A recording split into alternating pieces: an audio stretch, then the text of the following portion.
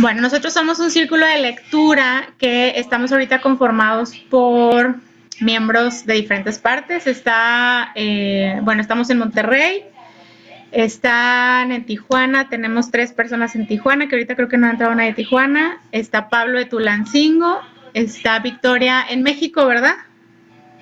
Sí, sí. En México, ok. Y no sé las personas que nos acompañan si están, bueno, en Estados Unidos creo que también y quizá en México. Karen está en Mérida. En Mérida. Sí, Ay, yo soy de Karen, Mérida. qué padre que te conectaste. Bueno, pues somos un grupo y este es un espacio donde dialogamos y lo hacemos todo de forma horizontal.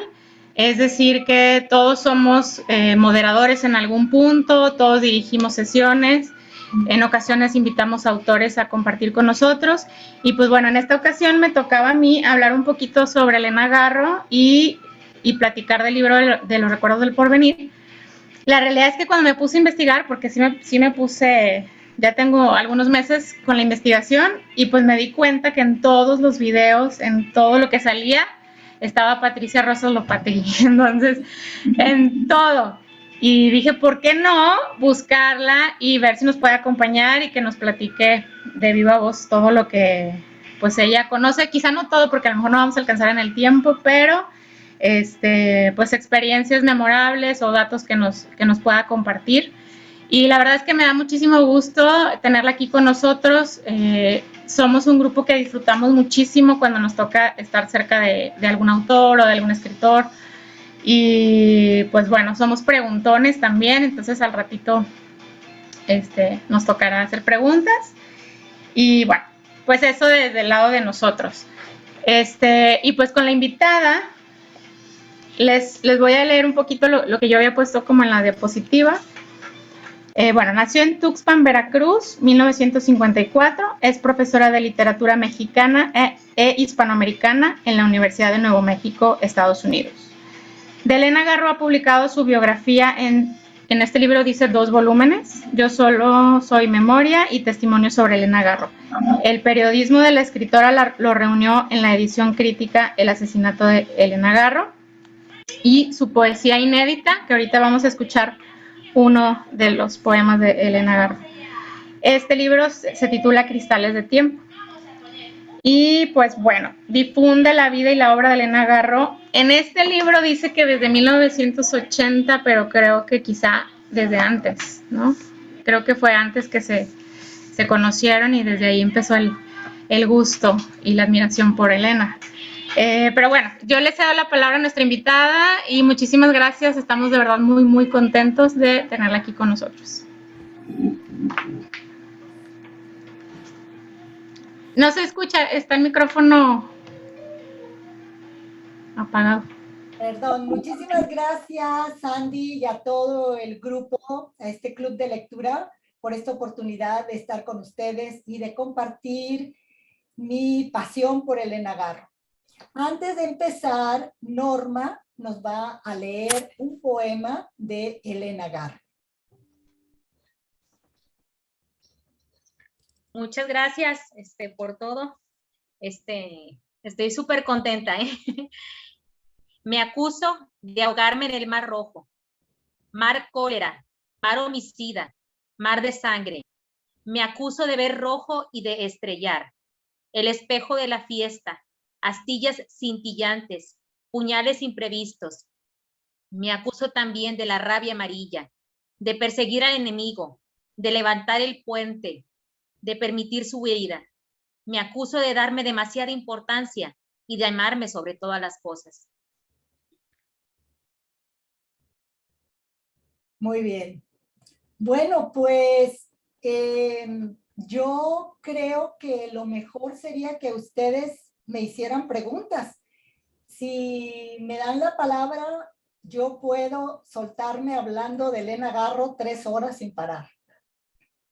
Entonces, díganme mejor qué quieren saber de Elena Garro, qué curiosidades tienen, qué preguntas sobre su vida, sobre su obra, antes de adentrarnos en la novela. Bueno, igual Yo platico un poquito lo que había separado ahí y de ahí ya nos sigues contando. Bueno, de lo que estuve investigando, ella, su infancia la vivió en Iguala, ¿verdad? Creció Sandy, ahí. Sí. ¿quieres que proyecte la presentación o no? Sí, lo que sucede es que tiene el host, es ahorita nuestra invitada, Ah, entonces creo que por eso decía que tendría que no. ponerte ella de host a ti y así, entonces pues ya no le movemos, no pasa nada. Bueno, creció en Iguala, se fue a estudiar la preparatoria a México, que creo que es donde conoce a Octavio Paz. A partir de ahí, bueno, no sé si fueron 2 años de noviazgo, se casan y ahí a partir de ahí ya toda su vida cambia. Entonces, yo había apuntado datos importantes que a mí sí me gustaría tocarlos de alguna forma que nos pueda platicar un poquito. ¿Cómo fue? Empezando por la relación con Octavio, porque creo que esto también nos va a dar información referente al libro, o sea, lo vamos a ver ahí un poco también en el libro, cómo era la relación de Elena con Octavio y cómo, pues, el trato que tenían. Y qué sucedió también en lo de la matanza, por qué la acusaron, lo de la leyenda negra, en lo que está ella envuelta. Y pues bueno, empezando por ahí un poquito para dar algo de información. Bueno, la vida de Elena Garro es muy azarosa. Primero tendríamos que empezar diciendo, como ya mencionó Sandy, que ella tuvo una infancia muy feliz y generalmente sus años felices fueron en Iguala Guerrero, en donde ella llegó alrededor de los 6, 7 años con sus padres, sus hermanas, y antes de vivir, bueno, primero, ella nació en Puebla, pero en realidad su nacimiento en Puebla fue circunstancial. Su mamá había desembarcado en Veracruz, en el puerto de Veracruz. Ella venía ya de 9 meses de embarazo cuando desembarcó en Veracruz. Iba rumbo a la Ciudad de México cuando comenzaron los dolores de parto en Puebla, donde ella tenía una hermana. Ahí nació Elena, el 11 de diciembre de 1916. Y entonces pasó, vamos a decir, sus primeros años en la Ciudad de México. Después, cuando ella tendría entre 6 y 7 años, por cuestiones de los negocios de su papá, se fueron a vivir a Iguala. Y ahí Elena Garro, toda esa infancia en Iguala, es prácticamente la que nos va a narrar en los recuerdos del porvenir. Elena dijo que esta era una novela autobiográfica y de hecho ustedes pueden hacer todas las conexiones de la vida de Elena en Iguala. A ella le toca vivir y a su familia la guerra cristera, precisamente en ese pueblo, y todo, pues prácticamente lo que vemos ahí, las masacres de los indígenas, los despojos de sus tierras, digamos, toda esta época post-revolucionaria, o de alguna manera algunos historiadores consideran que la guerra cristera en realidad es una continuación de la revolución, ¿no? Bueno, y después, ya cuando ella tiene 13 años, se va a la Ciudad de México para terminar la primaria, porque en Iguala prácticamente no había, digamos, una educación formal. Después también hace la secundaria, la preparatoria, y efectivamente cuando ella está estudiando la prepa, en 1935 conoce a Octavio Paz en una fiesta, no en la preparatoria, sino en una fiesta familiar. Llega Octavio Paz con sus amigos, la saca a bailar. Octavio Paz fue muy impertinente, la insultó, le dijo que era una puritana, y bueno, entonces digamos que desde el primer encuentro las cosas no fueron muy felices, ¿no? Más bien fue un desencuentro. Sin embargo, Octavio Paz queda prendadísimo de Elena, comienza a cortejarla de una manera muy insistente. Y bueno, en 1937, cuando Elena Garro tenía 1 año y medio cursando la carrera de letras en la UNAM, pues se casa con Octavio Paz. Y ahí, como dijo Sandy, cambia toda su vida, ¿no? Porque antes de conocer a Octavio Paz, Elena Disculpa, Garro... Pati, Sí. perdóname, es que hay gente que quiere entrar y ahorita que estás dando toda esta introducción, pues para que no se la pierdan, Sí. si les puedes dar autorización. Muchas gracias y perdóname. Sí. No, por favor, díganme porque no estoy volteando aquí al lado derecho, ¿no? Aquí te avisamos, muchas gracias. Sí, me avisan, Jorge, gracias. Perfecto.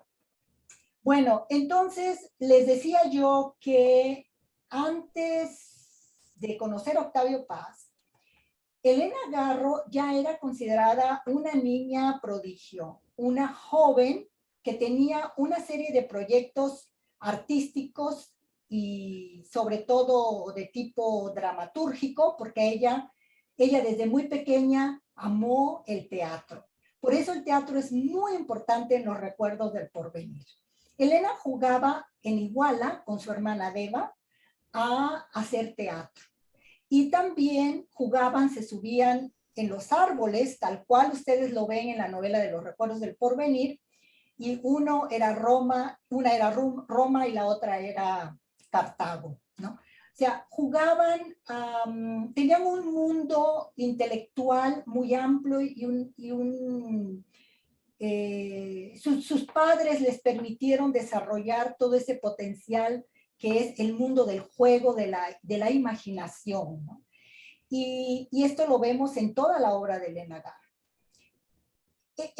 Entonces, Elena comenzó a leer desde muy temprana edad, desde muy pequeña, a los clásicos, griegos, latinos, españoles, los españoles con una gran predilección, a los ingleses, de tal manera que ella va a los alemanes, a los románticos alemanes, de tal manera que ella va a tener una formación muy culta, muy amplia, ¿no? Desde muy pequeñita.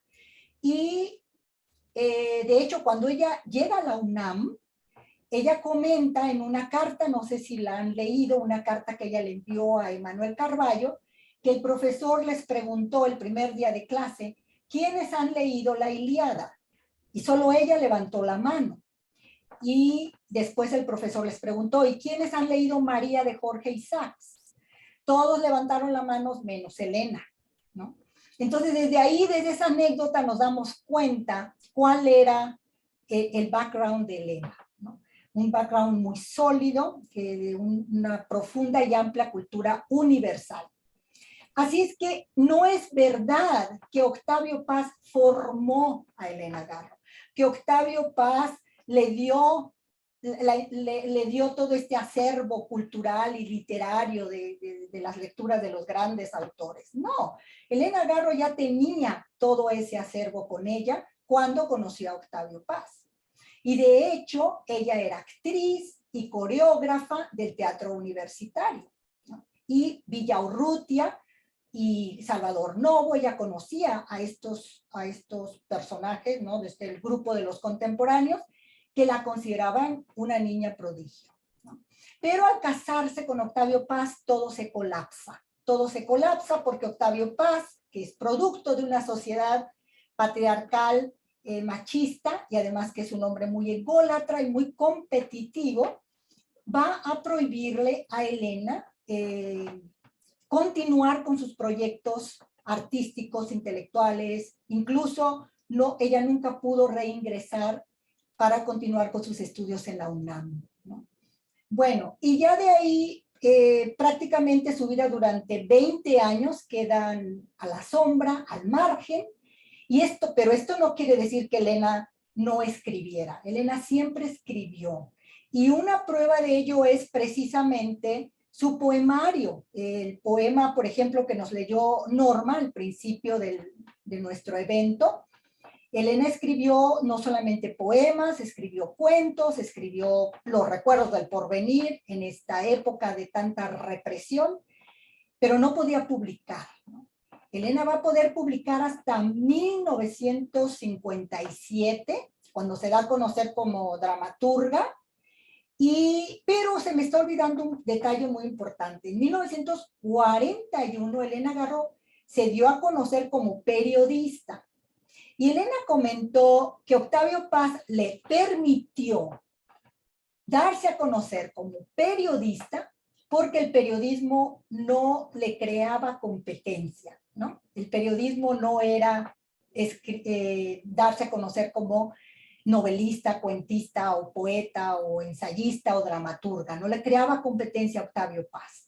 Y en cambio, dijo Elena Garro en una entrevista, producía dinero. Y en aquella época ellos estaban, pues, tenían 4 años de casados, 5 años, y necesitaban dinero, ¿no?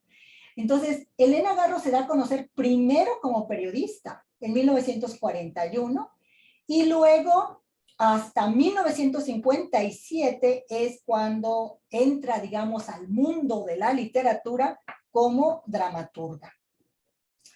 Y cuando Elena y Octavio Paz vivían en París, en 1949, ella conoció a Adolfo Bioy Casares, el escritor argentino, de quien ella se enamora perdidamente. Al parecer él también. Tienen un affair, un romance, y vuelven a reencontrarse en París. Bioy viaja a París en 1951. Tienen pues un periodo de 3-4 meses de una intensa relación amorosa. Elena queda embarazada de Bioy Casares. Octavio Paz le dice que si tiene ese niño, será suyo, puesto que ellos eran pareja, eran matrimonio, pues, y Elena aborta a ese hijo. Bioy Casares se va a la Argentina, se regresa a la Argentina. Bioy Casares estaba casado con Silvina Ocampo, y entonces, en ese periodo precisamente de gran depresión y de gran desolación ante el abandono de Bioy Casares, digamos, el fracaso de su relación amorosa, es cuando Elena comienza a escribir Los recuerdos del porvenir. En París hace, digamos, un primer borrador, y después, porque ella no solo la aflige la depresión emocional, sino que también, debido al aborto, hay una pequeña problemática de infección y está muy grave, ¿no? Entonces tiene que guardar cama, y en ese periodo es cuando ella dice en una entrevista, comienza Los recuerdos del porvenir para, de alguna manera, para olvidarse, ¿no?, de ese presente tan desgarrador que está viviendo y remontarse a la época feliz de su infancia en Iguala. Después, en el invierno del 52, digamos, finales del 52, principios del 53, ellos estaban ya viviendo, la pareja Paz Garro y su hija Elena estaban viviendo en Berna, en Suiza, y ahí es donde ella, digamos, concluye Los recuerdos del porvenir, ¿no? Bueno, concluye es un decir, porque Elena después la volvió a retrabajar en 1962, ¿no?, hasta que ya la publica en el 63. Pero entonces podemos ver que la novela está ya, digamos, configurada en 1951, ¿no? Por eso, obviamente, es una novela que ahora, por fin, ya se comienza a decir que es el antecedente de 100 años de soledad, de 100 años de soledad de Gabriel García Márquez, ¿no? Bueno, a muy grandes rasgos, un panorama muy general de la vida de Elena Garro. Creo que después, si nos da tiempo, podríamos hablar del 68, porque ese es un tema también muy convulso, ¿no? Y para que tengamos oportunidad de escuchar sus preguntas y adentrarnos en los recuerdos del porvenir. Y de hecho, bueno, ahí también había señalado yo lo del 65, que es cuando lo de Madrazo. Nosotros el siguiente libro que teníamos planeado se llama Fragmentos de un avionazo y es justamente el accidente que hubo en el Cerro del Fraile donde muere Madrazo, pero hasta ahora que yo estuve haciendo la investigación me di cuenta que estaban conectados los dos libros y yo dije, oh, esa es la historia que hay detrás de todo lo que sucedió en ese accidente y pues sí, o sea, realmente fue algo planeado. Pero bueno, hasta ahorita no sé si alguien quiera hacer alguna pregunta de lo que yo... Yo tengo una pregunta, Patricia. A ver. Jorge, ¿me permites un segundito antes de Dale. tu pregunta? Sí, miren, quiero decirles muy brevemente que Monterrey fue muy importante para Elena Garro, muy importante. Y sí, es increíble todas estas conexiones, ¿no? Porque efectivamente el avionazo donde matan, fue un asesinato de Estado, ¿no? Que le infligieron a Carlos Alberto Madrazo, que fue en Monterrey, ¿no? Y también por Monterrey, Elena Garro escapó 2 veces, ¿no? 2 veces escapó por ahí. Pero ese es un tema quizás para otro encuentro. Y cuando Elena Garro regresó del exilio en 1991, no sé si ustedes sepan, ella estuvo en Monterrey. Ahí fue donde yo conocí, donde vi por primera vez a Elena Garro, porque es que Monterrey es muy importante, porque en 1977 yo estudiaba letras españolas en el Tecnológico en Monterrey, y ahí leí Los recuerdos del porvenir, en 1977, en el semestre de la primavera, en el Tecnológico de Monterrey, con la maestra Nora Guzmán, que estaba en el programa de estudios, lo cual era muy raro, porque en los años 70 era muy rarísimo leer a las novelistas, a las mujeres. El canon todo estaba dominado por el boom latinoamericano, ¿no?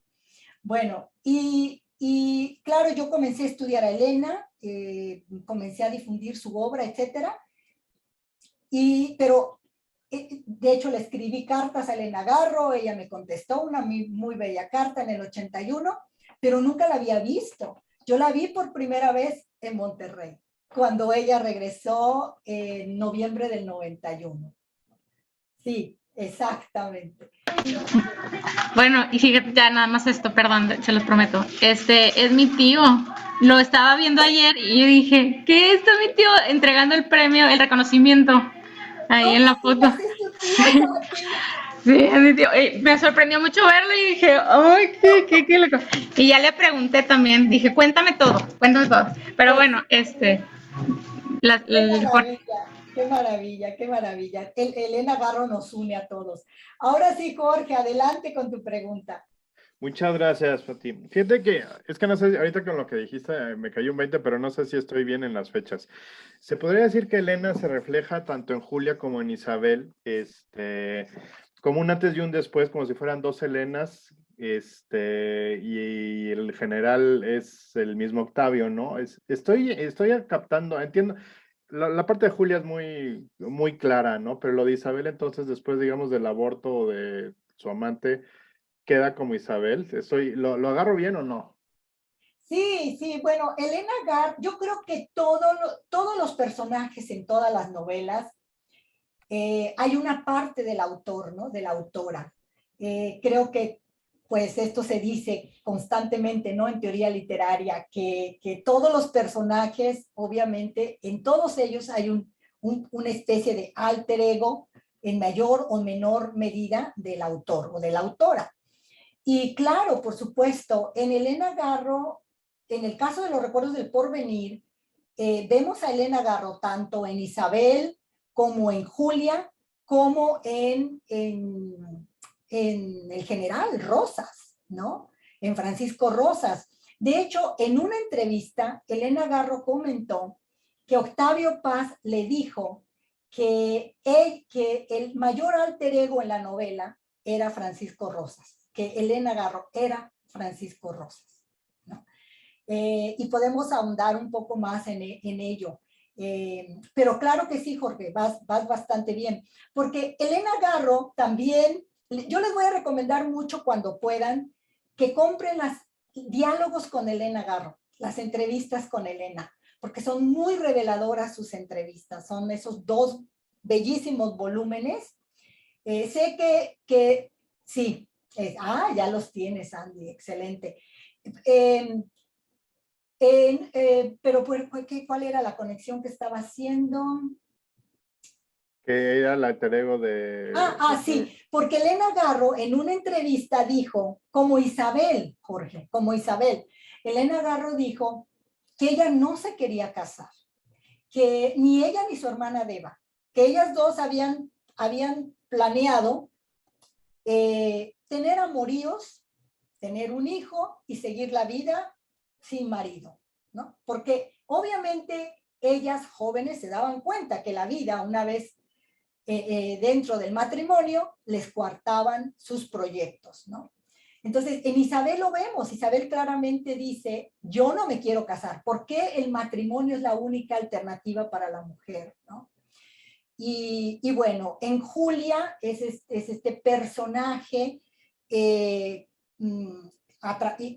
y Felipe Hurtado, que simbolizan el amor que no puede fructificar, ¿no? Un amor que no puede cuajar bajo las circunstancias de la autocracia, del autoritarismo, ¿no? En fin, bueno. Muchas gracias. Lo que me sorprende es lo de Octavio. Digo, él escribió Las trampas de la fe, que pues, es toda una oda sorfana y ensalza toda la parte de la mujer, ¿no? Y pues, farol de la calle, oscuridad de tu casa, ¿no? Así es, Jorge. Qué raro. Es, claro. No, y Octavio Paz, si tú lees entrevistas de escritoras te encuentras con comentarios de otras escritoras respecto a Octavio Paz, hablan maravillas de él. Que era un hombre muy cortés, que era un hombre muy amable, que era un hombre que las ayudaba, que las promovía. Todas, es decir, de esa época, de ese grupo, todos sus comentarios sobre Octavio Paz son maravillosamente positivos. Pero obviamente no eran su esposa, ¿verdad? La competencia estaba en la casa y él no quería la competencia en la casa. No quería, pues, que se le opacara y pues estaba ahí, obviamente, esa guerra, ¿no? Muchas gracias. Sí, adelante, David. Gracias, doctora. Para mí fue como un primer Patricia, acercamiento. Díganme Patricia, Pati. Gracias, Patricia. Sí. Un primer acercamiento apenas que Sandra nos propuso el libro. Y casualmente ya ves que las redes sociales uno investiga algo y le empiezan a sugerir lo mismo. Y me percaté que como si hubiera bandos respecto a las opiniones de Elena Garro en algunos foros de literatura, porque de hecho hasta vi una palabra que me llamó la atención que decía, ya llegaron los Garro lovers. Entonces yo dije, bueno, yo pensaría que con el tiempo situaciones complicadas se fueran esclareciendo y finalmente saliera como una verdad a flote, pero me percaté que aún hoy sigue habiendo como opiniones divididas al respecto. ¿Cuál sería tu opinión, Patricia, al respecto? Sí, David, tienes toda la razón. Yo también pensaría, David, que a estas alturas, mira, yo como les comentaba, yo leí por primera vez a Elena en el 77, ¿no? 1977. Puedo decir que sí, efectivamente comencé a difundir su obra en 1980, ¿no? Porque del 77 al 80 fueron los primeros pininos, pero todavía yo estaba estudiando. Yo terminé la carrera en el 78 y todavía, pues, en el 79 llegué a Querétaro. Estaba muy nuevecito el campus del Tecnológico de Monterrey en Querétaro. Y ahí montamos, junto con otros profesores, montamos La Señora en su balcón con los estudiantes de la prepa, ¿no? Entonces, digamos que ya desde el 77 ya yo no pude dejar a Elena, ni Elena me dejó a mí. Ya empezar a publicar, ya fue en el 80, ¿no? Pero imagínate cuántos años tengo con esta lucha, cuántos años tengo ya hasta perdí la cuenta. Y efectivamente, David, yo diría que a estas alturas Ya no debería de haber esa división, ¿no? Los pasianos, los garreanos. Ya no, pero persiste. Persiste, lamentablemente, porque no se trata de descalificar la obra, obviamente, ni tampoco de disminuir la obra de Octavio Paz. Pero hay que decir la verdad. Es que tenemos que poner sobre la mesa qué sucedió, cómo sucedió, porque durante décadas la obra y la vida de Elena Garro han estado marcadas por la leyenda negra, ¿no? Y esto es lo que molesta, yo creo, al grupo en el poder, porque finalmente los del grupo de Octavio Paz son los del grupo del poder, los que continúan desvirtuándola, sin conocerla, sin leerla. Por eso, cuando yo publiqué los 2 primeros volúmenes, Yo solo soy memoria, y luego la biografía Testimonio sobre Elena Garro, me di cuenta de la importancia que tenía recobrar el periodismo de Elena Garro en este libro, El asesinato de Elena Garro, ¿no? Porque en el periodismo ustedes se dan cuenta qué fue lo que sucedió, qué estaba pasando con Elena desde los 50, 60, qué estaba haciendo en México, porque no solo era una piedrita, era una piedrota que molestaba al sistema, ¿no? Y por qué la destruyeron. Y vamos a ver también cómo, en ese libro podemos ver también cómo Octavio Paz, que comienzan su vida, su relación, digamos, ambos en la izquierda, ¿no? Luchando por los desposeídos, por la libertad de expresión, por la democracia, etcétera, cómo Paz poco a poco se va a ir alineando hacia la derecha y Elena Garro cada vez más hacia la izquierda, aunque nunca fue comunista. Ella nunca perteneció al Partido Comunista, ni ella detestaba el comunismo, porque decía que no era más que otra cara de la misma moneda, ¿no? Del capitalismo.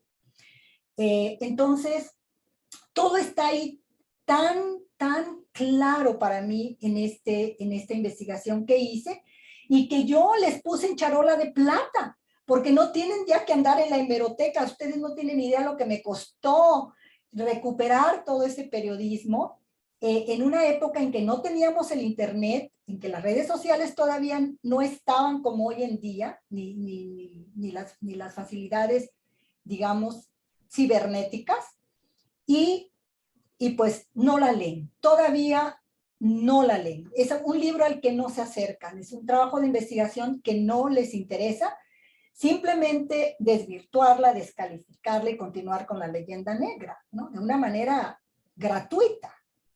Y por eso, David, continúa esta división, porque el grupo de Octavio Paz no quiere reconocer que se equivocó, que con Elena Garro se equivocaron, ¿no? Y que fue toda una orquestación del gobierno para descalificarla, desvirtuarla, que no la asesinaron como a madrazo con un avionazo, pero que la asesinaron con esta leyenda negra que todavía persiste, ¿no?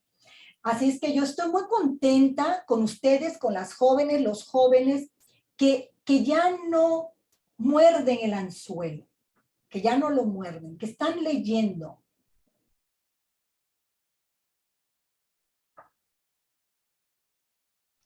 Oye, otra pregunta rapidísimo. ¿Se parece Comala a Ixtepec o no? De Pedro Páramo. Bueno, es un lugar mítico. En ese sentido, sí, claro. Tenía que preguntarlo, sí. Sí, claro, claro. Comala es un lugar mítico digamos, en el mundo literario rulfiano, y Ixtepec es la Comala garriana, ¿no? De Elena, claro, sí, sí. Garriana, me encanta ese término. Gracias, Tati. Sí. Oigan, yo encontré hasta una canción de Café Tacuba que habla de Ixtepec. Menciona un poquito o sea, como un personaje del libro, pero la canción se llama Ixtepec. Y dije, es como que Café Tacuba tiene canciones de diferentes escritores y sí le hizo su canción a Ixtepec. Bueno, no sé si andas por ahí alguien más que quiera alguna pregunta, alguna aportación. Itzel, ¿quieres, Itzel? Él tomó mi curso, yo doy un curso aquí en la Universidad de Nuevo México, que se titula Literatura y Periodismo. En realidad en ese curso está basado, utilizamos como libro de texto El asesinato de Elena Garro. Y Itzel tomó ese curso. ¿Tú quieres hacer algún comentario, Itzel, sobre esa experiencia tuya? Sí, nada más fue de nuevo una de las oportunidades que tuve como para poder saber más de Elena Garro, porque creo que también una de las cosas que siempre me pasó fue de que al querer investigar cosas sobre ella, siempre salía Octavio Paz, y siempre era la esposa de Octavio Paz, y en verdad no se le daba atención a su trabajo. Apenas hasta hace poco fue que estaba buscando también como listas de libros, o sea, de esos de que tienes que leer estos, y fue apenas que vi en esa lista Los Recuerdos del Porvenir. Entonces ya al ver también que no son solo como usted, que ya tiene, o sea, que usted hizo todas esas investigaciones y yo conocí el trabajo de Elena Garro por usted.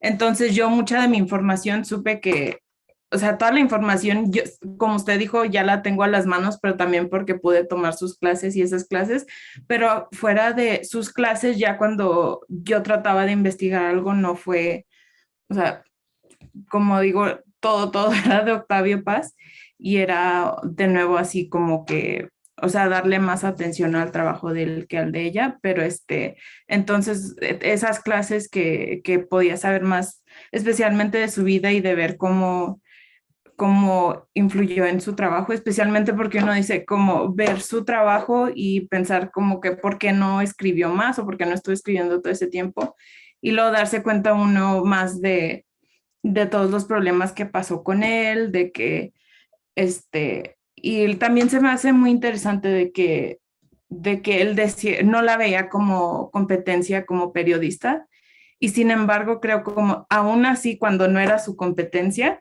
o sea, lo dejó, o sea, no, de todos modos no se podía esconder el talento que ella tuvo como periodista también. Excelente comentario, efectivamente. Sí, sobre todo el reportaje, ¿no? El reportaje de mujeres. No sé si ustedes, bueno, los que no tengan el libro, cuando lo tengan, les voy a recomendar la edición de la que tiene Sandy, la de la Universidad de Nuevo León, que espero muy pronto ese libro poder reeditarlo. En el curso que doy en Nuevo México utilizamos la edición de Porrúa, la primera, porque como es un curso de 8 semanas, pues no, yo creo que si les digo que el libro es el de la UNAM, el de la Universidad de Nuevo León, pues serán de baja todos, ¿verdad? Además de ver el libro así de 1090 páginas. El de Porrúa no está completo, es decir, este se publicó en el 2005, en el 2014 se publicó la segunda, digamos, la edición ampliada, ¿no? Pero es un libro que está agotado, lamentablemente, porque pues ya saben también cómo son las editoriales universitarias, hacen un tiraje de 1000 libros y no los vuelven a reeditar, lamentablemente.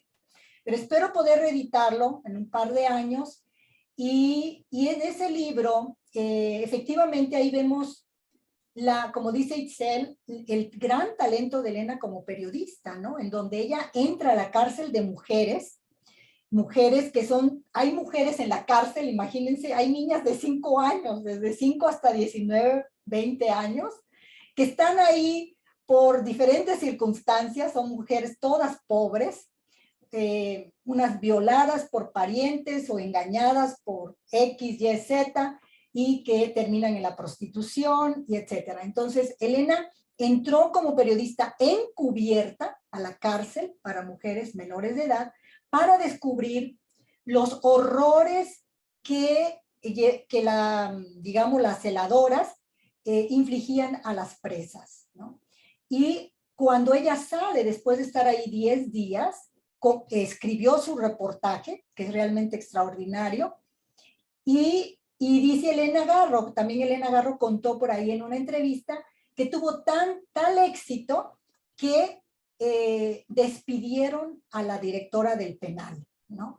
Y dice ella que le pagaron tan bien por ese reportaje que pudo comprar los muebles para la casa, ¿no? Bueno, esto fue en 1941. Y luego hay una entrevista con Frida Kahlo, que es sumamente poética, lírica, hermosa, y otros textos, ¿no? De 1941. Bueno, pues, ¿quién más? Norma, creo que había levantado la mano, y luego Norma, y luego no se dice Ernesto, pero supongo que la persona compañera que está al lado de Ernesto. A ver, Norma. Gracias. Yo nada más quería preguntarle acerca de Cristales de Tiempo, ¿verdad? Sí. Tengo este libro, gracias, lo tuve por haber leído en voz alta ahí en la Macroplaza, aquí en nuestra Macroplaza de Monterrey. Sí. Y pues feliz que hayamos coincidido. Por algo son las cosas, ¿no? Y yo quisiera nada más preguntarle a usted, porque hay versiones en la poesía, versión 1, versión 2, y también en El Huele de Noche, que tiene hasta 4 versiones, ¿verdad? De este libro, ¿verdad? Sí, sí, exacto. Bueno, la razón por la que algunos de sus poemas tienen diferentes versiones es porque Elena Garro, yo pienso, ¿no? Bueno, creo que ahí lo digo, por ahí hay un testimonio de uno de sus sobrinos, de que Elena Garro empezó a escribir poesía desde muy pequeñita, ¿no? Yo creo que todos, de alguna manera, los que andamos en el campo de la literatura desde muy pequeñitos, empezamos a escribir versitos, ¿verdad? Todos de alguna manera escribimos versitos. Bueno, entonces ella también escribió poesía desde muy pequeña. Y Octavio Paz, cuando ellos vivían en París, que Elena escribía, pero tenía que esconder o quemar lo que escribía por petición de Octavio Paz, esto finales de los años 40, Elena obviamente siguió escribiendo. Algunos poemas sí los quemó, los rompió, pero otros sobrevivieron. Y la razón por la que hay varias versiones son varias.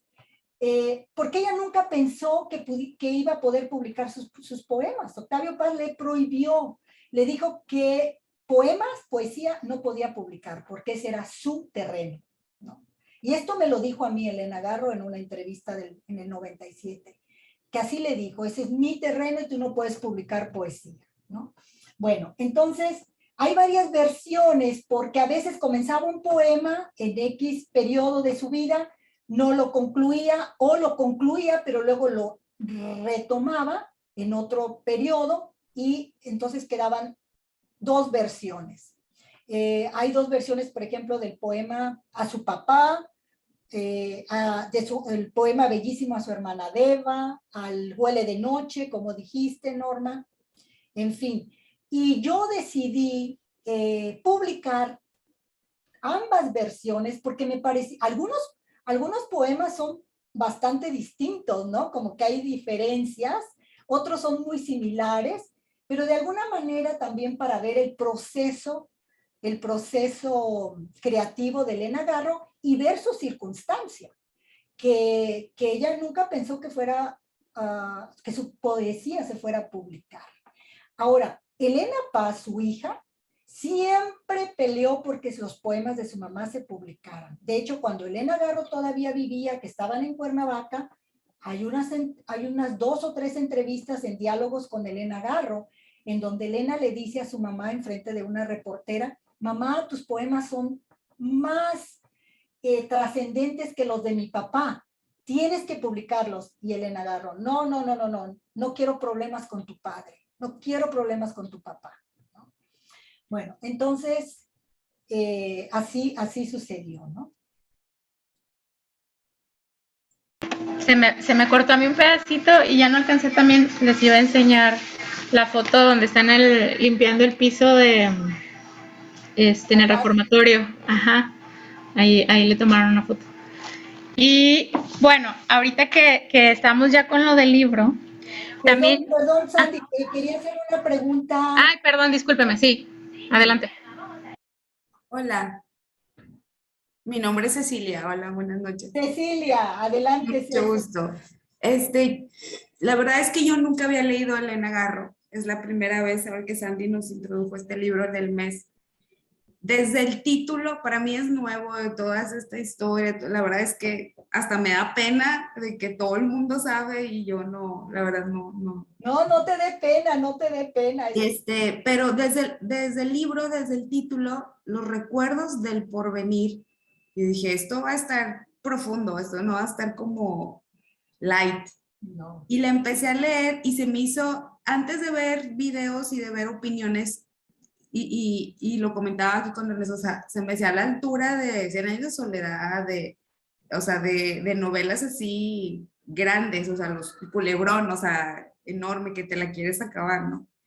Y yo decía, bueno, esta mujer hasta parecía como filósofa porque no me acuerdo que comentaba, o sea, al principio empieza, para mí es como una deconstrucción del concepto de memoria, del tiempo, tan bonito que lo va esparciendo y luego lo aterriza en esta historia. Las primeras páginas son complicadas, ¿no? Y Sandy nos había dado un adelanto de que sabían que este libro no se editó mucho tiempo y no sé, como que estaba vetado, ¿no? Y yo, qué raro. Ya cuando fui viendo la historia, pues sí entiendo que pues ella, o sea, describe realmente las realidades revolucionarias y posrevolucionarias, no, quitándole todo el romance de los revolucionarios, de que vinieron a cambiar, de que vinieron, no, pues realmente pues era gente que hacía su desmán por donde pasaba, ¿no? Y viendo desde la perspectiva del lugar, y yo decía, Ixtepec será Macondo, así a esa altura, y la verdad me empezó a gustar bastante, y luego ya empecé a ver, mandábamos en el grupo pues videos o lo que veíamos en las redes, y dije, no voy a leer nada hasta que acabe el libro, ¿no? Y lo acabé, y ahorita quisiera saber de la vida de ella, entonces, o sea, antes de saber de ella, el libro, y cuando Sandy decía, estuvo vetado mucho tiempo este libro, yo pensaba, bueno, o que le llamaban traidor, algo así, alguien posteó ahí, ¿no? Dice, bueno, a lo mejor por eso, ¿no? Porque pues juzgaba las acciones de Pancho Villa, de Felipe Ángeles, todo lo que hacían. Pero esta leyenda negra, y esa es mi pregunta, o sea, ¿de qué se trata? ¿Por qué le apodaban traidora? ¿Es por eso o es por otra cosa? Es otro tema. Bueno, de alguna manera está conectado, ¿no? Porque en los recuerdos del porvenir, como tú ya dijiste, Cecilia, a mí por eso me impactó mucho Elena Garro. Cuando en mi curso, ese curso que les digo de literatura del 77, leímos, digamos, principalmente a los escritores del boom, no es cierto, perdón, no es cierto, no a los escritores del boom en ese curso, porque ese curso era un seminario de literatura mexicana. Pero leímos, digamos, a los escritores del canon, ¿no? Mexicano. Y solamente leímos 3 escritoras, porque nuestra profesora Nora Guzmán era muy joven, acababa de casi de terminar la carrera, y bueno, estaba llena de estas novedades y nos las dio en el curso. Leímos Los recuerdos del porvenir de Elena Garro, en copias fotostáticas, porque la novela efectivamente no circulaba. Elena Garro ya estaba vetada. Ahora, Elena Garro, tenemos que remontarnos un poquito a los finales de los años 50. Cuando Elena Garro regresó con Octavio Paz en el 54 de Europa, Elena Garro en finales del 56 se involucró en la lucha de los campesinos que estaban siendo despojados de sus tierras, masacrados, asesinados o encarcelados, envenenados en las cárceles, etcétera, ¿no? Entonces, Elena se comienza a involucrar en los movimientos sociales desde finales de los años 50, pero si ustedes leen su periodismo de 1941, se dan cuenta que la vena de Elena Garro en pro de la justicia social está ya en ella yo creo que desde muy pequeña, ¿no? Y se manifiesta en su periodismo en 1941, cuando entra a la cárcel para mujeres menores de edad, todas mujeres pobres, y después, a finales de los años 50, comienza en su lucha social. Bueno, entonces, para 1965, Elena Garro, su lucha primero comenzó en el estado de Morelos, pero después se fue expandiendo y era conocida como la defensora de los campesinos que llegaban a su casa comisiones de campesinos de diferentes partes de la República. Elena los albergaba en su domicilio, en su casa en las lomas de Chapultepec, no si era en Alencastre, en las lomas. Y bueno, fue una mujer que comenzó con un activismo social, ¿no? De defensa de los campesinos despojados de tierras. Luego, en 1965, se involucra en el movimiento de Carlos Alberto Madrazo. Carlos Alberto Madrazo era un político priista que intentó renovar el PRI. Y no vayan a creer ustedes que Madrazo intentó en esos momentos crear una gran democracia. Él simplemente lo que proponía, en parte, era que dentro del PRI hubiera diferentes candidatos, que no fuera el dedazo. Yo creo que ustedes están todos muy jóvenes, ya quizás no han oído esta jerga política que a mí me tocó en los años 60, 70, 80, que era el dedazo. Es decir, que el presidente saliente señalaba quién iba a ser su sucesor, ¿no? O sea, no había en realidad elecciones, no había oposición al PRI, era la dictadura del PRI. Entonces Madrazo proponía que dentro del PRI hubiera diferentes candidatos, ¿no? Que hubiera un poco de democracia, entre otras cosas, y que además el pueblo eligiera a los candidatos. Pero, obviamente, Madrazo, como presidente del PRI, trató de implementar estos cambios dentro del partido. Duró 9 meses como presidente del PRI y lo eliminaron, ¿no? Es decir, lo depusieron. Madrazo tuvo que dejar el partido y fuera del partido, digamos, para 1968, él estaba a punto de formar un nuevo partido político que se iba a llamar Patria Nueva. Y este partido político era el partido de Carlos Alberto Madrazo, que le iba a hacer realmente la oposición al PRI. Entonces, Madrazo representaba un gran problema, una gran amenaza para la dictadura priista. Y entonces, es decir, Madrazo era priista, toda su formación fue priista, pero al ver que no había manera de hacer cambios fundamentales, pues la opinión pública le pidió que formara un nuevo partido y lo hizo. Pero recuerden que en el verano del 68 comienza el movimiento estudiantil, comienza otra gran amenaza para el sistema. Está por un lado el movimiento estudiantil, por otro lado está el madracismo, que el madracismo estaba cobrando mucho poder. Madrazo tenía muchos seguidores y esto va a ser, digamos, un tema muy candente para la familia revolucionaria priista. Había que eliminar a Madrazo y a todo su movimiento. Más o menos lo mismo que sucedió con José Vasconcelos, en 1929, ¿no? Muy similar, o yo diría lo mismo. Bueno, entonces, Elena Garro como madracista significaba obviamente también una gran amenaza, porque Elena no solamente va a ser una activista de escritorio, como todos los intelectuales de izquierda, que eran defensores de los campesinos desde su escritorio, ¿no? Es decir, que recibían prebendas del erario, recibían becas del gobierno y obviamente no hacían la crítica al gobierno. Entre ellos Octavio Paz y Carlos Fuentes y incluso Rosario Castellanos y pues todo ese grupo, ¿no? Yo creo que de ese grupo Elena Garro como escritora para mí es realmente un caso excepcional, ¿no?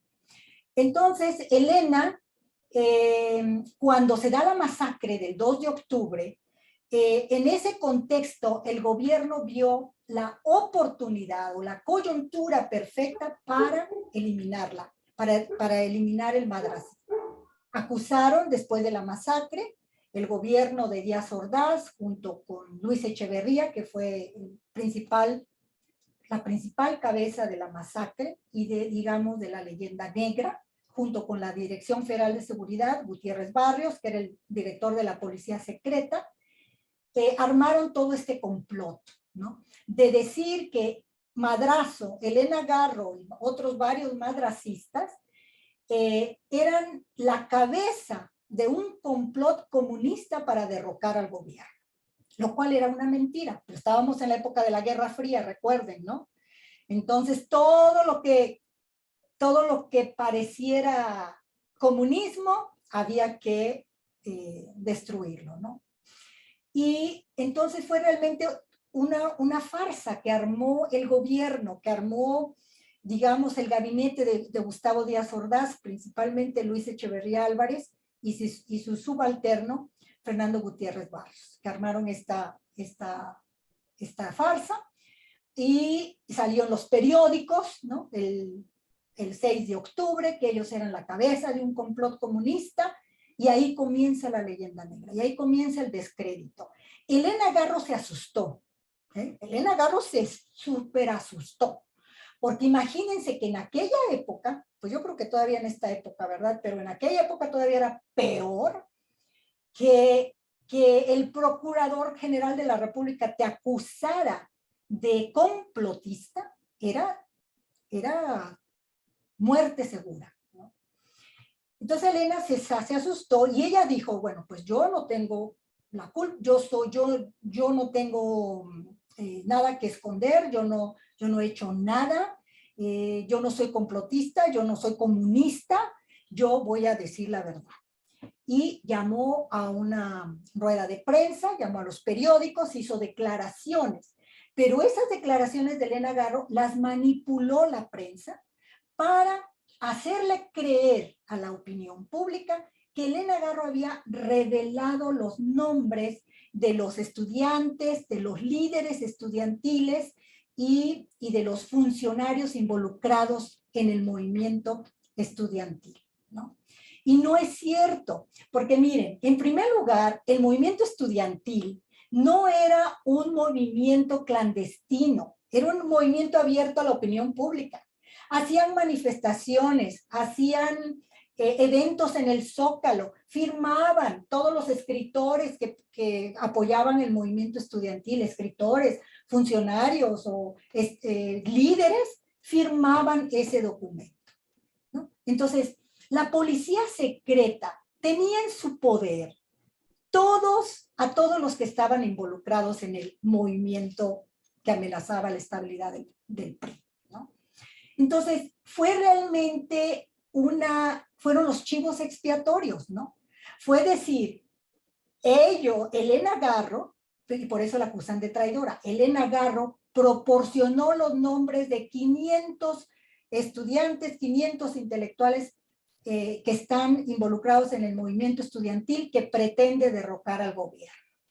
Y ahí comienza esa leyenda negra, ¿no? Elena es la traidora, es la soplona, es la que denunció y traicionó a la clase intelectual, traicionó a sus pares, traicionó a los estudiantes. Mentira, mentira. ¿Ustedes creen que la policía secreta, que era una especie de Gestapo? Miren, la policía secreta, la Dirección Federal de Seguridad, TFS, era una sucursal de la CIA en México. Entonces, México estaba plagado de agentes de la CIA. Entonces, ¿ustedes creen que la policía secreta no iba a tener los nombres de quienes participaban en el movimiento estudiantil? Como dijo Elena Paz en una entrevista, y si no tenían los nombres de los involucrados, pues qué policía tan pendeja, ¿no? Dijo Elena Paz, ¿no? En una entrevista también. Ok. Sí. Pues muchas gracias. Lo que pasa es que no entendía muy bien si era por lo que escribía o si había algún hecho en concreto, pero pues sí fue de la mano todo, pero fue por sus ideales de ayudar primero o sea, por su movimiento social, que realmente sí se involucró. Se involucró muchísimo, Cecilia, porque primero fue no solamente una activista social, sino que también fue política, porque se involucró en la política. Al ser madracista, Elena estaba en la planilla del partido Patria Nueva. Ujú. y estaba en la planilla, o sea, que se involucra también en la política. Ella pensaba que México también necesitaba un cambio drástico, ¿no? Que era necesaria una democracia y una justicia social, claro. Muchas gracias, Pati. Y ya, por último, para no ya quitar el tiempo, quiero reconocer en la obra de Elena, todos los personajes se me hacen entrañables. En pocas novelas uno se encariña en todos los personajes te producen un cariño, un attachment, o sea, a mí, en esta novela a mí en particular me sucedió eso. Todos, desde Julia, el general, Isabel, los Moncada, todos, y sobre todo Juan Cariño, a ver si luego, si hay tiempo a hablar más de ese personaje, pero creo que hay mucho ahí encerrado, se me hace como que el que embona toda la conspiración y todo el desenlace de la novela, y muchas gracias también, Sandy, porque nos dio este libro en el mes. Gracias, Pati. Sí, de veras, me alegro mucho que estén leyendo a Elena Garro. Y bueno, podemos hablar ahorita si quieren un poco más de los recuerdos del porvenir, pero sigan leyéndola. O sea, todas sus novelas son extraordinarias, también su teatro, no sé, La señora en su balcón. Los cuentos, la de La culpa es de los tlaxcaltecas, está muy buena también. También, La culpa es de los tlaxcaltecas, El día que fuimos perros, La guerra de Troya. La guerra de Troya es un poco este juego de las niñas en los árboles, ¿no? En fin, sigan leyéndola. Andamos huyendo Lola, que son sus cuentos del exilio, cuando ella vivió en el exilio. Y bueno, el periodismo de Elena. Yo creo que el periodismo los va a ayudar también a comprender toda esta leyenda negra, ¿no? Y por qué persiste. Y yo creo que gracias a ustedes, a las nuevas generaciones, que ya no están contaminadas, porque como decía David, ¿no? Bueno, entras a las redes y empiezas a ver que ya vienen los, ¿cómo dijiste, David? ¿Que dicen los garrolovers o qué? Garrolovers decían ahí. Sí, efectivamente, a pesar de todo eso, ustedes como nueva generación no están contaminados, porque la generación que hace todavía más la guerra es la de mi época, ¿no? Que son todavía más agresivos, muchísimo más. Así es que gracias Andy por leerla y por descubrirla y continúen con ella. Sí, David. Veíamos ahí en el grupo de WhatsApp que tenemos, creo que Sandra compartió un video de los últimos, me parece que eran los últimos años de vida de Elena, y fue un video muy desconcertante. O sea, yo me sentí muy triste, o sea, de verdad me llegó porque le preguntan si era feliz. Y yo así como entre apatía, decir, pues no, ni feliz ni triste, neutral, decía. Entonces, yo no sé si pues terminó muy decepcionada de la humanidad, o si al final logró conciliar y terminar en una especie de paz. No sé si sepas algo al respecto, Patricia. Pues yo creo que un poco todo lo que acabas de decir, David. Obviamente, Elena Garro estaba muy triste y desencantada de ver que toda su lucha y además que 30 años de su vida, se dicen fácil, pero piensen, 30 años de su vida que pasó en el exilio, prácticamente en el anonimato, no sirvieron para nada, ¿no? Porque cuando ella regresó y se instaló ya en Cuernavaca en el 93, pues, ¿qué sucedió con ella? Nuevamente la colocaron en un departamento en donde ustedes la ven en ese reportaje o es un documental, ¿no? Es La Cuarta Casa, yo creo, ¿no? David, ¿debe de ser La Cuarta Casa? Era un fragmentito, ese video realmente era solo un fragmentito, probablemente un video más grande. Ah, ok. Bueno, hay un documental excelente que se lo recomiendo, está en el internet, lo pueden ver, se llama La Cuarta Casa. Ese documental siempre lo vemos al final de mi clase, ¿verdad, Itzel? Itzel creo que ya lo ha visto varias veces. La Cuarta Casa, y lo pueden encontrar ahí en el internet, facilísimamente. Son una serie de entrevistas que le hizo José Antonio Cordero, y es maravilloso, es estupendo, porque efectivamente ahí ven ustedes a Elena al regreso, y su desencanto, ¿no? Su tristeza de ver que nada ha cambiado, que nada cambió, ¿no? Y por otro lado, también, pues, como todo, ¿verdad? Como todos, tuvo momentos felices, momentos de gran alegría, sobre todo cuando comienzan a reeditar sus obras a finales de, digamos, la segunda década, no, perdón, sí, la segunda mitad de los años 90, que se publican sus obras. Entonces sí tuvo momentos de alegría, pero en realidad sus últimos años yo puedo decir que fueron muy desgarradores. Ella no quería regresar a México,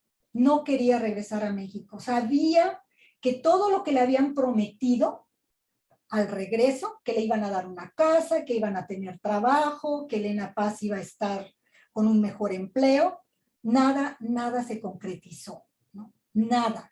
Entonces, ella siempre estuvo muy arrepentida de haber regresado a México.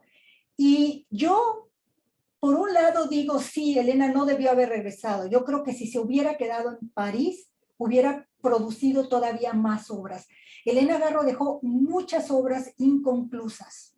No las pudo terminar, porque cuando regresó, cuando llegó a México en el 93, esos últimos 5 años de su vida no pudo escribir, por las circunstancias de vida, ¿no? Este departamentito en Cuernavaca, con mucho calor, con problemas de salud, en fin, y que no tuvo en realidad ningún apoyo, ¿no? No había apoyo de las instituciones, muy poco apoyo.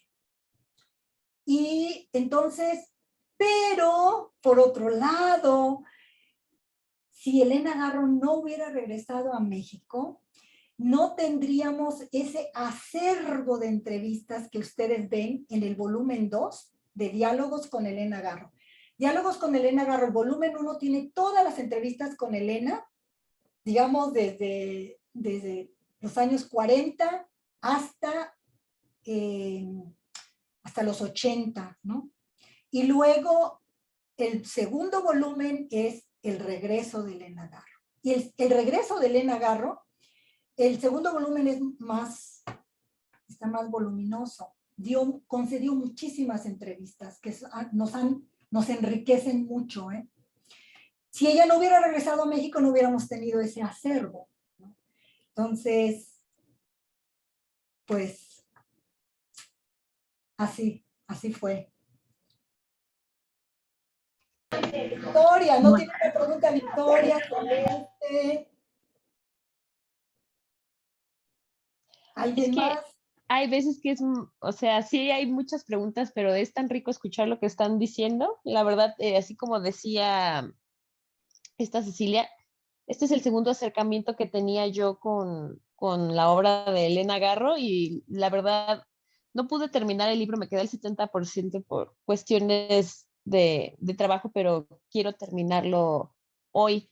Pero sí, por lo que también estoy viendo, que desafortunadamente desconocía, y esta plática me ha invitado a conocer más la obra de la señora Garro. Es también como es ahora un ícono feminista que prácticamente, precisamente por lo de la leyenda negra, pues la tienen oculta, y las nuevas generaciones deberían de conocerla más, y para entender bien cómo es el avance del movimiento feminista en México, ¿no?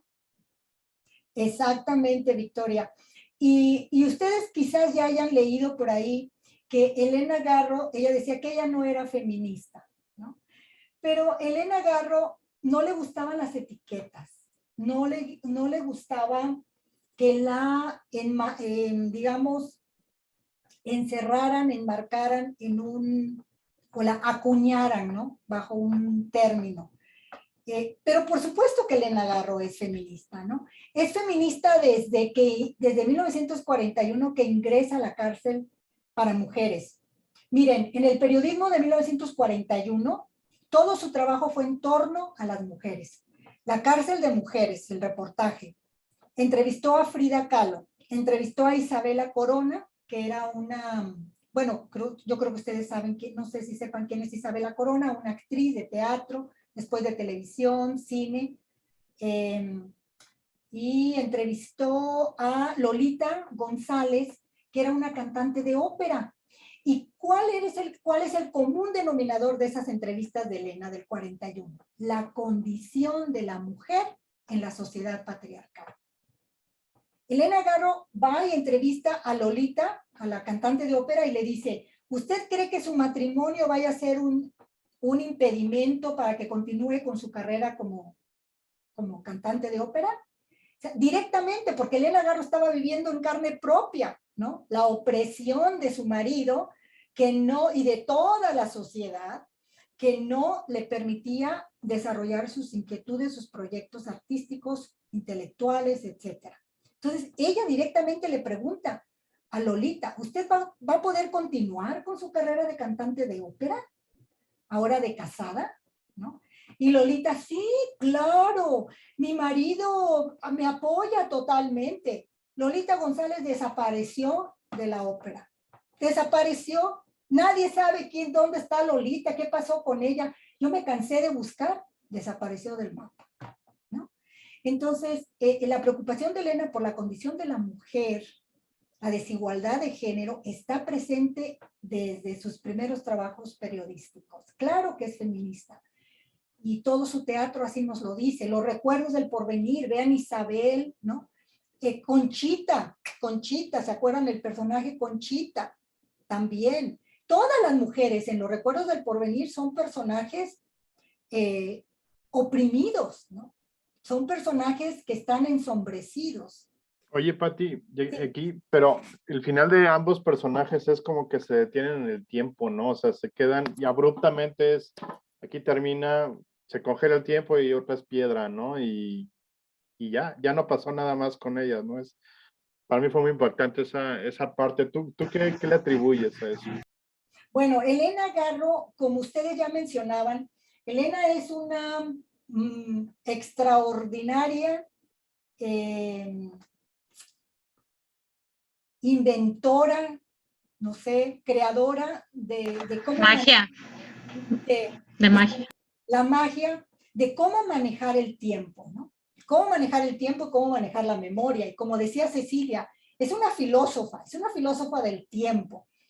Elena Garro lo que hace aquí es combinar, de alguna manera, yuxtaponer, ¿no? O sea, contraponer, yuxtaponer y al mismo tiempo fusionar dos maneras de ver el tiempo, ¿no? O quizás tres.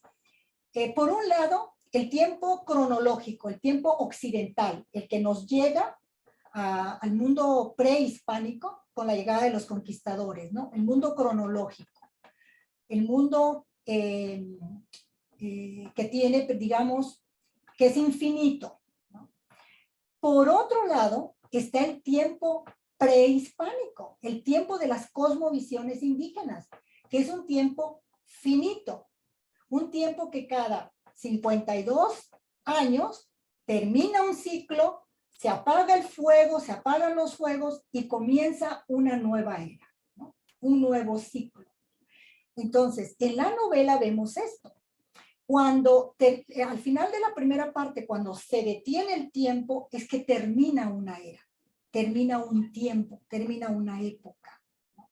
Que podríamos decir de alguna manera es la época de la felicidad, del amor, del teatro, de la esperanza, de la ilusión, de que puede haber un cambio, ¿no? De la lucha, del combate, de las ideas, de la esperanza, ¿no?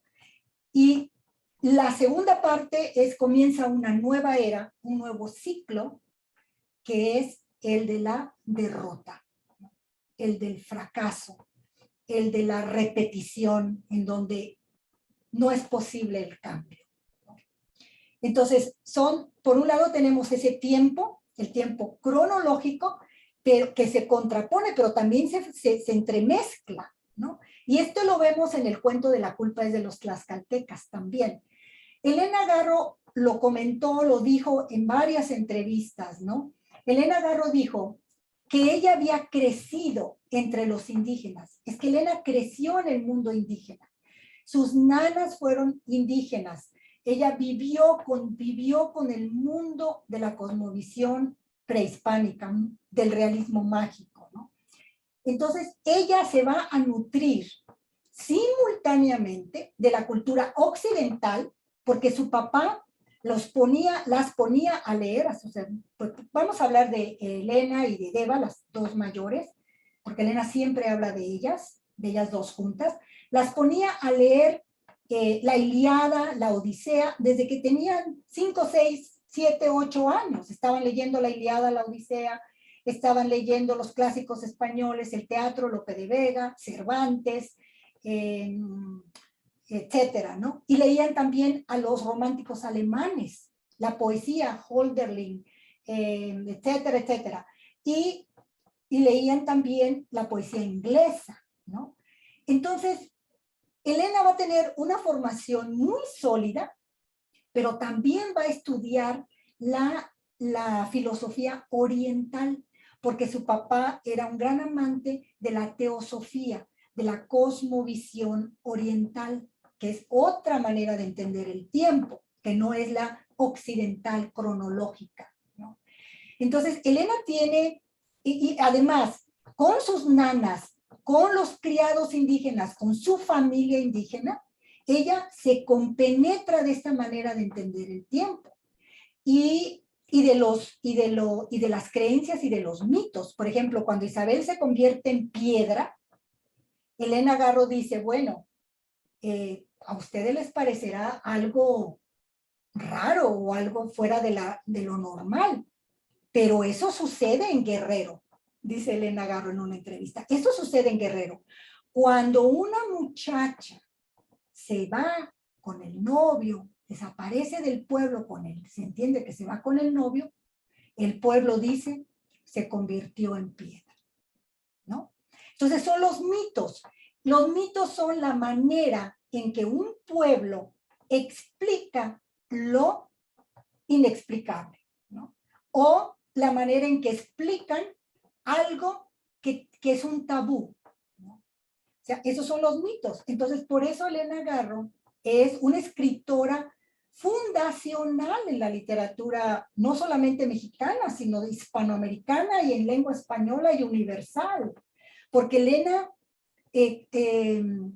crea en su novela, recrea o retoma la mitología prehispánica que forma parte de nuestra literatura nacional, ¿no? Los mitos.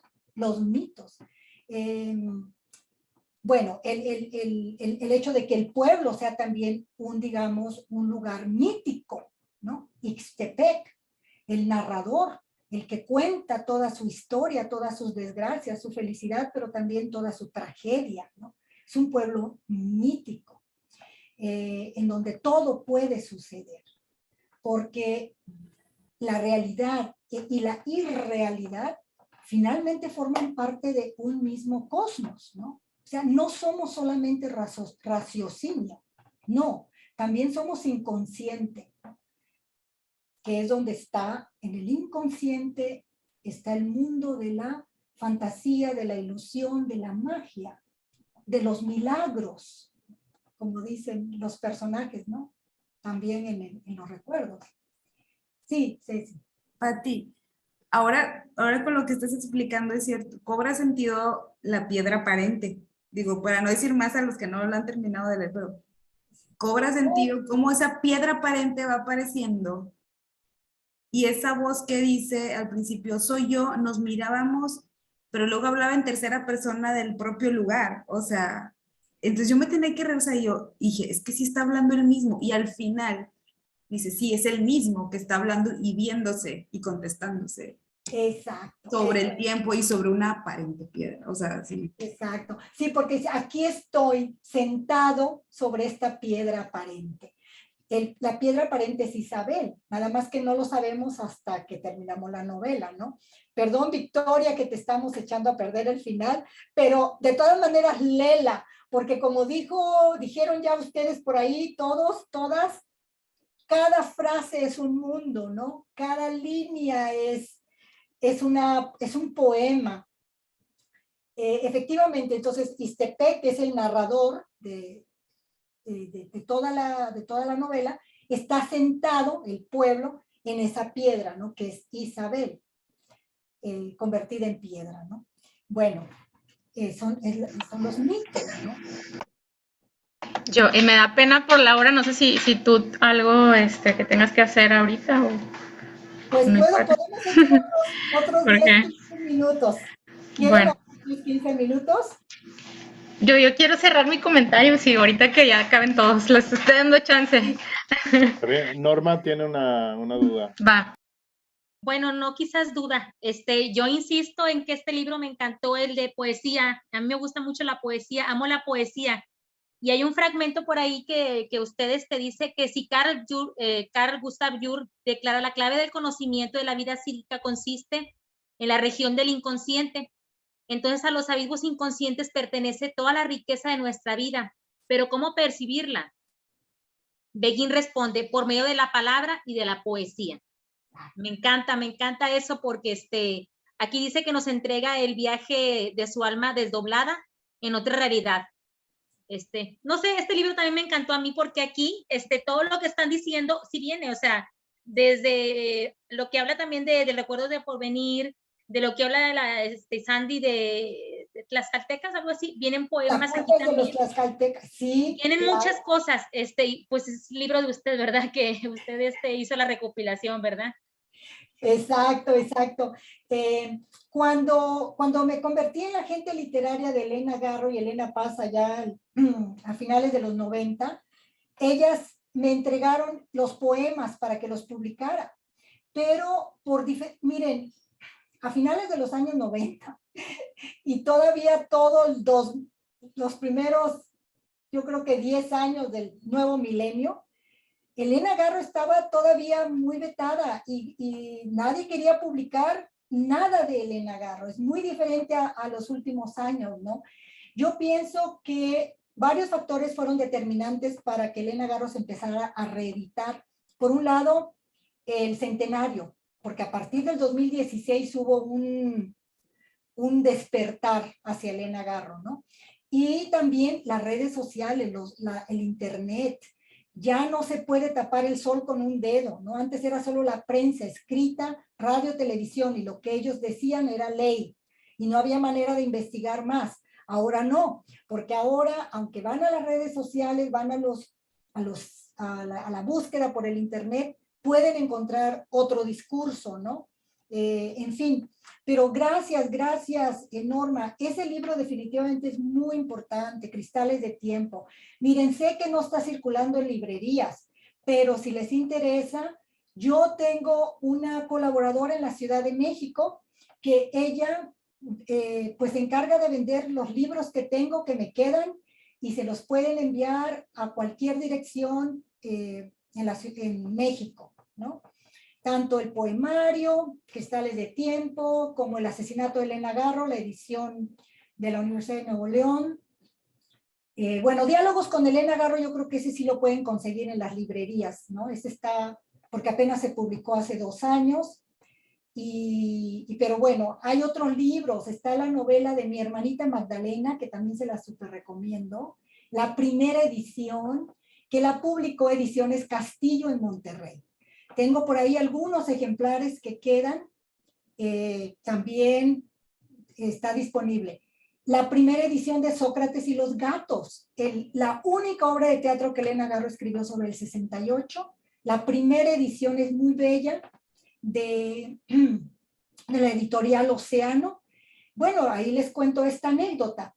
Cuando se publicó esa obra de teatro en el 2003, pasó completamente desapercibida. Casi no hubo crítica, nada de nada. Bueno, esa obra todavía no se ha montado, nunca se ha llevado a la escena. Sócrates y los gatos, para que vean cómo persiste todavía la leyenda negra, ¿no? Y esta edición, Océano, la iba a destruir porque no se vendía. Entonces yo la compré como, no me acuerdo, como 300 libros, no me acuerdo cuántos libros había, 400, ya no me acuerdo. Ahí los tengo, porque nadie los compraba, nadie los quería distribuir, nada de nada. Entonces, pues ahí, a través de mi colaboradora, de voz en voz, ahí quien quiera comprar Sócrates y los gatos, ahí está. Es una edición muy bella. Si me permiten, se las puedo enseñar. Ahorita vengo. Sí, perdón por la interrupción. Me cortó el internet y no me di cuenta que querías hablar. Bueno, este es Sócrates y los gatos, la primera edición. Muy bella, ¿no? Y del poemario que menciona Norma de Cristales de Tiempo, hay 3 ediciones. Está la de Norma, que es la de la Universidad de Nuevo León. Luego está una que yo hice en pasta dura para celebrar a Elena Garro, y otra que está circulando en España. Son 3 ediciones. La de España y la de pasta dura tiene algunas actualizaciones. Por ejemplo, Norma, yo publiqué en la edición de la Universidad de Nuevo León que el poema dedicado a Lola, a su gatita Lola, lo había escrito en 1990, en enero del 90. Y no, fue en enero del 89. Entonces, corrígelo ahí, Norma. Es una actualización porque como investigadores, ¿no? Todos ustedes, si son estudiantes, si son investigadores, constantemente estamos descubriendo nueva información, ¿no? Y vamos actualizando. Pero los poemas son idénticos, ¿ok? Y qué bueno, me alegro tanto, Norma, que te guste ese libro. A mí también me fascina la poesía de Elena Garro. El llano de Huizaches. Bueno, ¿alguien más? ¿Alguna otra pregunta? Híjole, sé que nos falta mucho que hablar de los recuerdos del porvenir, pero ¿qué más quisieran comentar? Del tiempo, ya hablamos un poco del tiempo, la memoria, el pueblo como narrador, los mitos, la crítica al fracaso, no al fracaso, la crítica a la traición a los ideales de la revolución, ¿verdad? Elena Garro critica ahí fuertemente, como decía Cecilia. Sí, adelante, Ceci. Sí, o sea, bien palpable así y de primera mano en toda la novela.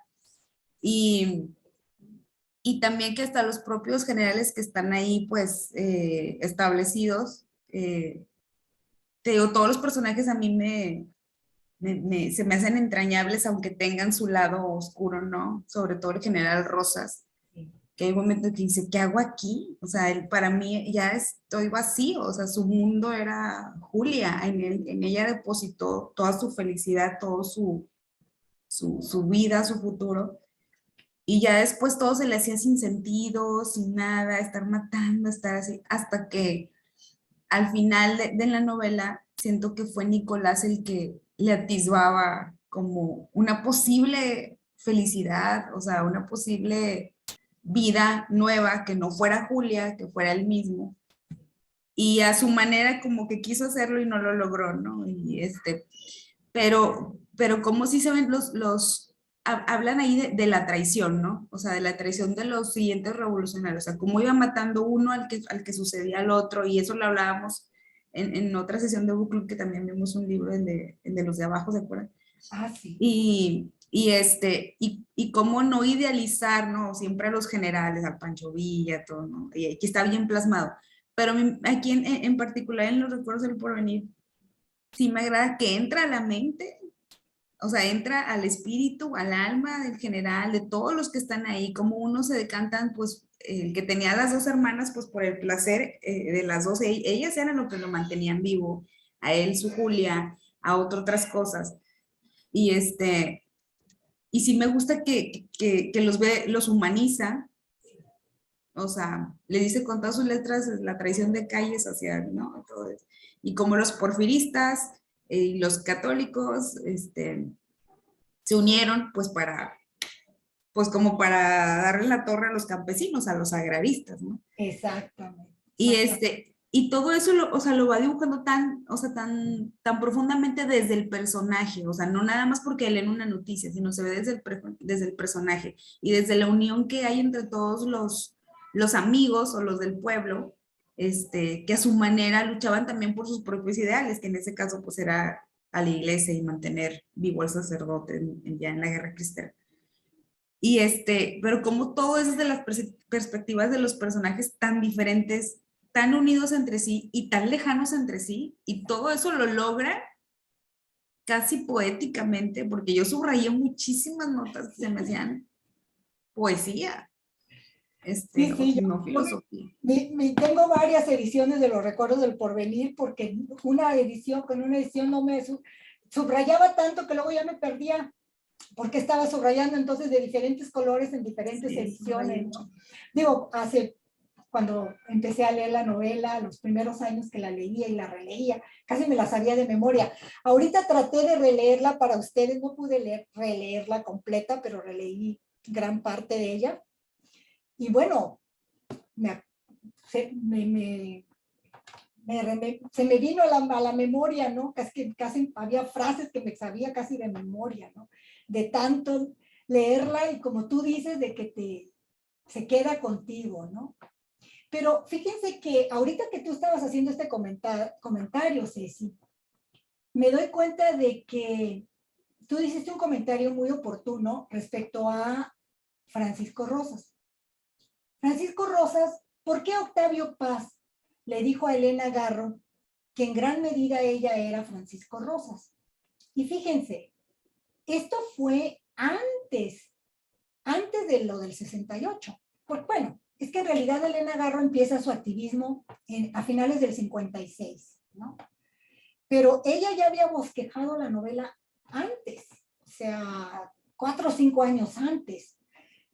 Ahora, lamentablemente no tenemos las diferentes versiones de la novela para comparar y ver qué modificaciones hizo, vamos a decir en el 62.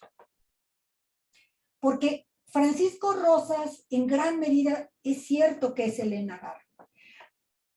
Porque Rosas había peleado en la revolución con unos ideales, ¿no? De justicia, de democracia. Pero eso fracasó. Y para sobrevivir dentro del sistema, él como general federal, tenía que seguir órdenes, ¿no? Y dedicarse a masacrar a los campesinos.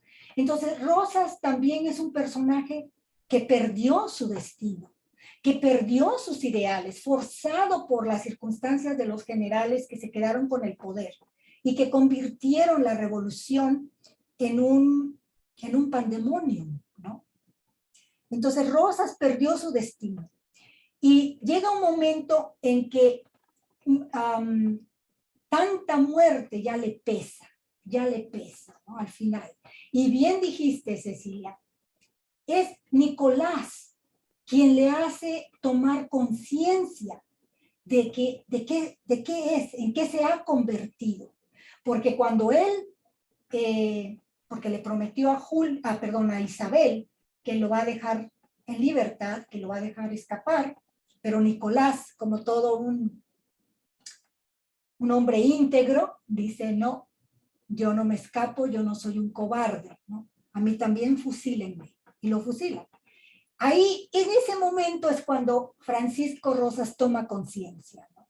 A través de la acción de Nicolás, y se da cuenta en lo que lo convirtió esta revolución traicionera, ¿no? Esta revolución de oportunistas, de corruptos, y se va del pueblo, ¿no?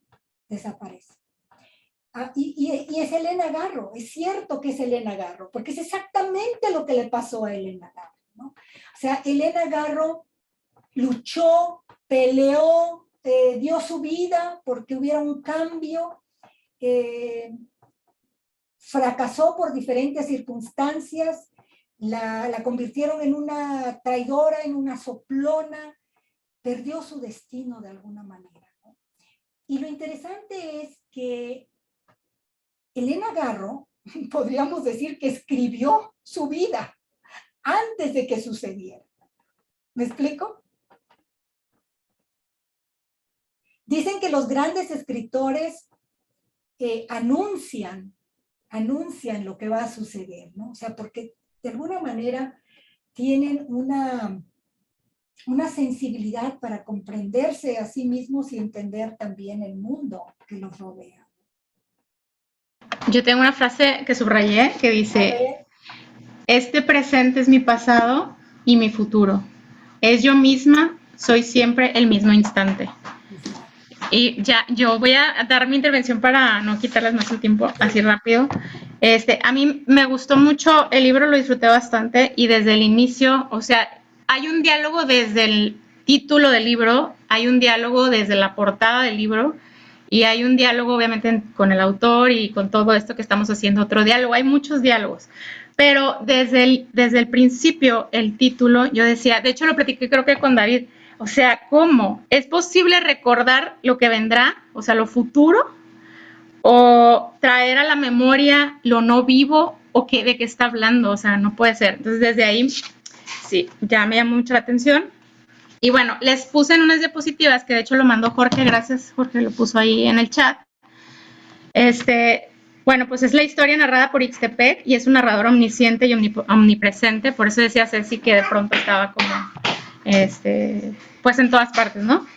Y para mí, en la obra, las descripciones que hace, lo hace de muchos niveles, lo hace de forma física, lo hace en lo psicológico y de forma mágica también. Yo anoté muchas descripciones que hacía como, por ejemplo, qué viento, dice. Creí que me iba a llevar hasta las copas de los árboles de un país vecino. O sea, hay poesía en cada una de estas descripciones que hace. Llueve, ¿no? Dice, exclamó alegre y miró ávidamente el jardín desganado por ese viento súbito que acarrea en mi tierra a la tormenta. Entonces, todo es rico en muchas cosas, o sea, de poesía, en descripciones, ¿no? Y para mí, los temas que se abordan aquí, que de hecho también ya lo fueron como desmenuzando y deshebrando, ay, bueno, mi vida, yo le puse, habla de, pues es de clasismo, o sea, vemos claramente las clases sociales aquí, racismo, misoginia, corrupción, abuso de poder, amor, o sea, se manejan muchísimos temas, ¿no? Y también creo que estaba su opinión muy personal, lo que ella pensaba de la revolución y todo esto, y lo plasma. Y sí, en resumen, yo puse, la revolución no habría sido sino una lucha despiadada, finalizada con el triunfo de unas élites distintas al porfirismo, pero igualmente ávidas de poder y de riqueza. O sea, sí, no se hicieron mejoras en las condiciones de vida del mexicano, o sea, el mexicano humilde, ni habría supuesto una ruptura respecto al gobierno autoritario y pues todas estas cuestiones, ¿no? O sea, creo que se ve muy bien lo que ella pensaba de todo esto. Y ya para terminar también subrayé, por ejemplo, de los temitas que estuvimos abordando, que ella comentó, dice, el 17 de agosto publicó en la Revista de América El complot de los cobardes, acusando a los intelectuales de mandar a los jóvenes al matadero. Todavía el 22 de agosto, La Chata encabezó una manifestación frente a la embajada.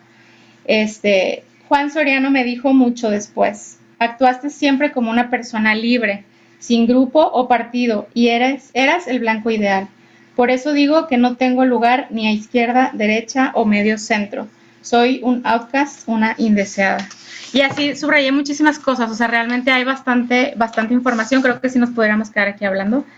Pero bueno, muchísimas gracias por toda tu aportación, por tu tiempo, por estar aquí con nosotros. Y gracias a todos ustedes también. Yo insisto en que este círculo de lectura es súper rico en comentarios, es rico porque cada uno de ustedes le aporta algo único y y me encanta que, pues no sé, yo quiero hablar desde el principio, pero yo los dejo porque Ya. Pues bueno, los disfruto mucho a todos también. Muchas gracias por estar aquí y pues ya, no sé si alguien más tenga algo que decir. ¿Quieres decir algo? Sí, Pati, yo quisiera darte las gracias. Es excelente tu plática. Estoy bien conmocionada con esto. Me gustó muchísimo, aprendí bastante y seguiremos leyendo a nuestra Elena Garro. Muchas gracias. ¿Cómo se llama? ¿Cómo se llama usted? Sandra Margarita, a tus órdenes. Muchas gracias, Sandra Margarita. Muchas gracias. Me alegro mucho que también estés leyendo a Elena Garro y que continúen, continúen. Sí. Muchas gracias. Y cuando quieran nos ponemos de acuerdo y hacemos otro encuentro. Con todo gusto. Es un placer para mí. Excelente. Gracias. Gracias. Creo que David levantó la mano, ¿verdad? Y bueno, yo nada más comentar algo rápido. Yo tengo en un pizarrón una persona tocando el piano, pero así como muy apasionado, y una frase que yo puse, busca vivir con la misma pasión con la que él toca el piano. Y yo nada más quiero comentarte, Patricia, que yo te vi durante toda la sesión así, con una pasión y con un gusto por lo que haces, tan bonito que fue muy exquisito toda esta sesión. Muchas gracias. Gracias, David. Muchas gracias por tus palabras. Muchas gracias a todas y a todos ustedes. Realmente para mí, híjole, es un placer. Y sobre todo, ver las diferentes generaciones, ¿no? Porque aquí tenemos personas de diferentes edades y que la pasión es la misma. Muchas gracias. Gracias. Gracias. ¿Qué vas a decir, Jorge? Sí. ¿Vale? No, sí ibas a decir algo porque te vi como... No, pero nada, no, muchas gracias, Pati, de verdad que sí fue muy exquisito toda la plática, la pasión que tienes y pues nada, gracias por dedicarnos este tiempo. Muchas gracias. Excelente. Bueno, pues sigan leyendo a Elena, sigan descubriendo su poesía, su magia. Efectivamente, yo lo digo ahí en Cristales de Tiempo, en la introducción, que, bueno, que en realidad Elena Garro, desde Los Recuerdos del Porvenir, cada una de sus obras, de sus novelas o de su teatro, es realmente poesía pura, es un lirismo, sus metáforas, sus imágenes son tan originales, tan extraordinarias. Parece que Elena respiraba la poesía, ¿no? Pero claro, yo sabía que estaba pendiente de reeditar sus poemas, porque la poesía en sí es otro género, ¿no? Y finalmente lo logramos. Y eso también en gran medida fue gracias a Elena Paz, porque Elena Paz, aunque lamentablemente ya no pudo ver el libro, porque ella falleció en 2014, estuvimos trabajando juntas ese poemario. Y de hecho, ahí en la introducción hay algunas anécdotas que ella me contó, que yo le preguntaba sobre X poemas. Oye, en este poema tu mamá tal, no, pues mira, es esto. O sea, que lo trabajamos y lamentablemente ya no lo pudo ver, ¿no? Pero aquí están todas y todos ustedes leyéndola. Muchas gracias. Gracias. Jorge, sí tomaste foto, ¿verdad? Sí, tomé foto, pero déjenme tomar una foto si pueden sonreír a la cámara. A la 1, a las 2 y a las 3. Listo. Muchas gracias. Gracias. Buenas noches a todos. Buenas noches. Gracias, de verdad. Creo que sí yo lo grabé. Sí. Y si les parece, si todo el mundo está de acuerdo, lo puedo poner en el YouTube. Claro. Claro que sí. La autorización de todas y todos. Sí. Claro. Sí, claro. Doña Sandra, ¿está de acuerdo? Por supuesto que sí. Me gusta, sí me gusta. Gracias, Jorge. Igualmente. Gracias, buenas noches. Gracias. Bye. Yo le mando el enlace cuando ya esté listo a Sandy y ella se los pasa. Gracias. Buenas noches. Buenas Bonita noches. noche a todos. Buenas Bye, bye. noches.